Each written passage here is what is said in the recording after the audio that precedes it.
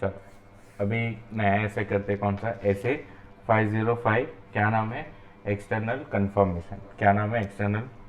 505 को याद कैसे रखोगे, ये देखो ये 5 है, ये 0 है, ये 5 है, बीच में क्या है 0, ये क्या है 5, ये क्या है 5, तो 505 क्या है एक्सटर्नल कंफर्मेशन। बहुत ही वाहियात था, बस ऐसे ही कर डाला। चलो क्वेश्चन नंबर 1 क्या, इनकरेक्ट, इनकरेक्ट या करेक्ट बोलने का। Audit evidence obtain from external confirmation is always reliable.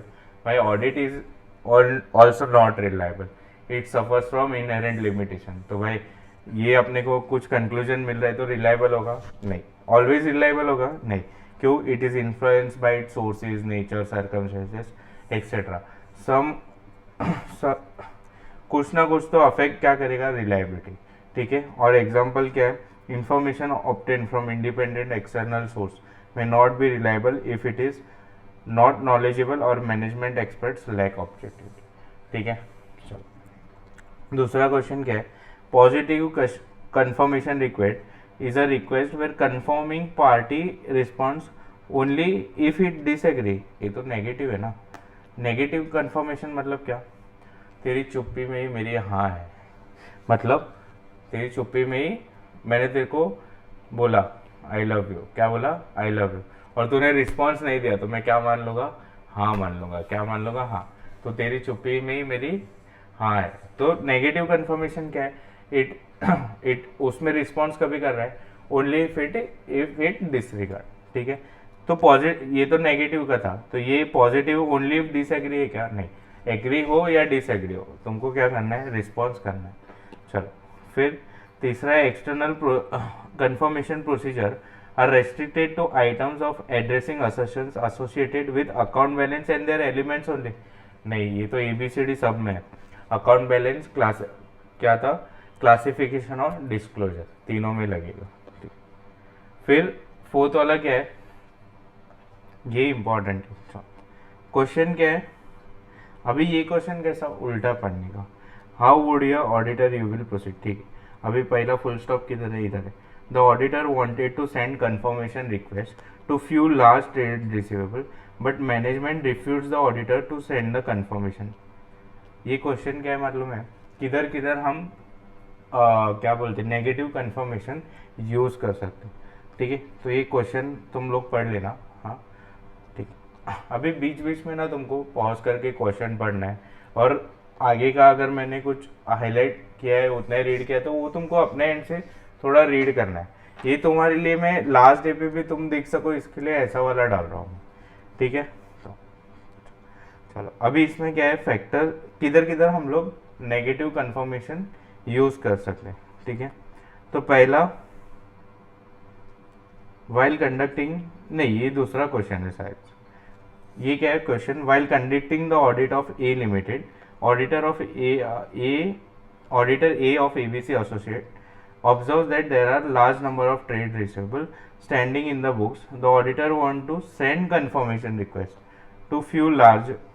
तो इसमें क्या कर रहा है, मैनेजमेंट रिफ्यूज कर रहा है, क्या कर रहा है, मैनेजमेंट रिफ्यूज, वो दूसरा क्वेश्चन है। इसमें क्या कर रहे हैं, मैनेजमेंट रिफ्यूज कर, तो मैनेजमेंट रिफ्यूज करेगा तो अपन बैठ के क्या करने का, पाई खाने का, क्या पाई खाने का, ठीक है। पाई खाने का मतलब परफॉर्म अल्टरनेटिव प्रोसीजर, इंक्वायर करने का, इवेल्युएट करने का, बट ट्राई करना आईपी याद रखने को। तो पहले क्या करेंगे, पूछेंगे, इंक्वायर करेंगे, भाई तू ऐसा क्यों किया, फिर इवेल्युएट करेंगे मैनेजमेंट का इम्प्लीकेशन, वो ना क्यों बोल रहा है, और परफॉर्म करेंगे अल्टरनेटिव प्रोसीजर। अभी इधर अपने को ऐसे ही मिला नहीं, तो अपन क्या करेंगे, परफॉर्म करेंगे अल्टरनेटिव, और लास्ट में हम लोग इम्पैक्ट ऑन मॉडिफिकेशन देखें। अगर ओपन 705 में चार्ट पड़े तो impact on modification as per ऐसे 705 देखो, ठीक है। इधर क्या कर रहा है, मैनेजमेंट रिफ्यूज कर रहा है, तो अपन क्या करेंगे, आई पे इंक्वायर करेंगे, इवेल्युएट करेंगे, फिर परफॉर्म करेंगे एनालिटिक अल्टरनेटिव ऑडिट प्रोसीजर, और फिर क्या करेंगे लास्ट में मॉडिफिकेशन अगर कुछ है तो ऐसे 705 के हिसाब से कंसिडर। चलो अभी ये क्या है, negative confirmation request as a sole substantive audit procedure, ये वो क्वेश्चन है। कौन से जगह पे हम लोग नेगेटिव कंफर्मेशन लेंगे, तो नेगेटिव कंफर्मेशन क्या होता है, only when confirming party request तो ही रिप्लाई करेगा, ठीक है। ये लेस परsuasive एविडेंस रहता है, कौन सा, नेगेटिव वाला लेस परsuasive ऑफ कोर्स। अभी किधर किधर हम लोग यूज़ कर सकते, दिमाग लगाओ, जनरल बुद्धि। अगर RMM कम है तो एक काम कर, नेगेटिव भेज दे, ज़्यादा अच्छा रहेगा, ठीक है। Population consist of large number of small homogeneous, ये क्या हो गया, लार्ज स्मॉल होमोजीनियस, क्या, लार्ज स्मॉल होमोजीनियस अकाउंट, मतलब क्या, 100 रुपए के लाखों डेटर्स है, कितने, 100 रुपए के लाख। तो सबसे थोड़े हम लोग अभी पॉजिटिव कंफर्मेशन लेते हुए, तो large number of small homogeneous account balance, ठीक है, मतलब स्मॉल ट्रांजेक्शन, तो लार्ज नंबर है लेकिन उनका, तो लार्ज नंबर ऑफ स्मॉल। फिर एक्सेप्शन रेट बहुत कम है उसका, ठीक है। अपन मटेरियलिटी जब भी पढ़ेंगे तभी एक्सेप्शन रेट पढ़ेंगे, तो एक्सेप्शन रेट कम है। और auditor is not aware of third party या रिसिपिएंट डिसरिगार्ड द रिक्वेस्ट, ठीक है, कोई और रिप्लाई कर दे रहा है, इसको पता नहीं है, ठीक है। तो 4 पॉइंट क्या है, लो RMM, क्या, लो RMM, लो RMM। फिर population consist of large number of small homogeneous transaction. फिर एक्सपेक्टेशन रेट क्या है, लो, और थर्ड पार्टी डिसरिगार्ड करेगा, ऑडिटर अवेयर नहीं है, ठीक है। तो 2 लो है, क्या लो है, लो है एक तो RMM और लो है एक्सपेक्टेशन। फिर large number of homogeneous transaction और ऑडिटर नॉट अवेयर, तो ऑडिटर को अवेयर नहीं है कि लार्ज नंबर, समझ गए ना, ठीक है। Low RMM, low exception rate, large number of small homogeneous transaction और third party with disregard the request, auditor is not. अभी ये 2 एडिशनल क्वेश्चन मेरे को लग रहा है इंपॉर्टेंट है, ठीक है।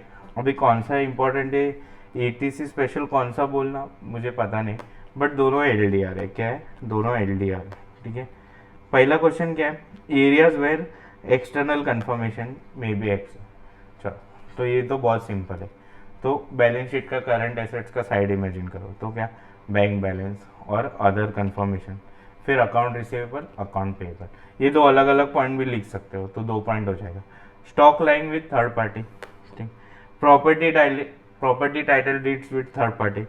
फिर investment purchase but delivery not taken.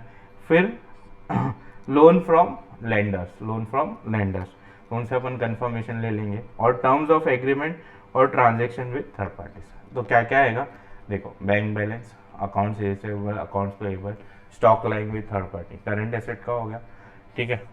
फिर प्रॉपर्टी टाइटल डीड्स किसके पास है, थर्ड पार्टी के पास। फिर लोन फ्रॉम लेंडर्स,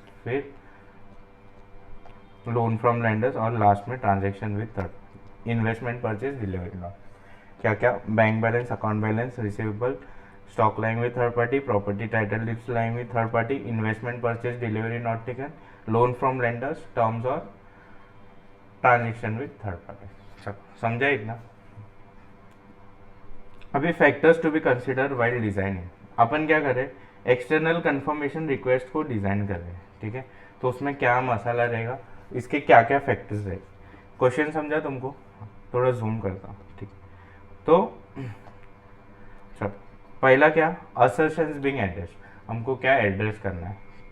फिर specific identified RMM, specific identified. फिर layout and presentation of request, क्या, layout and presentation of request. फिर प्रायर एक्सपीरियंस ऑफ ऑडिट। हम मेथड ऑफ कम्युनिकेशन क्या है, कॉल करने वाले, लेटर भेजने वाले, ईमेल करने वाले, मेथड ऑफ कम्युनिकेशन किधर। अभी अगर एक्सटर्नल लॉयर से बात करना है तो मैनेजमेंट का परमिशन ले, तो मैनेजमेंट ऑथराइजेशन।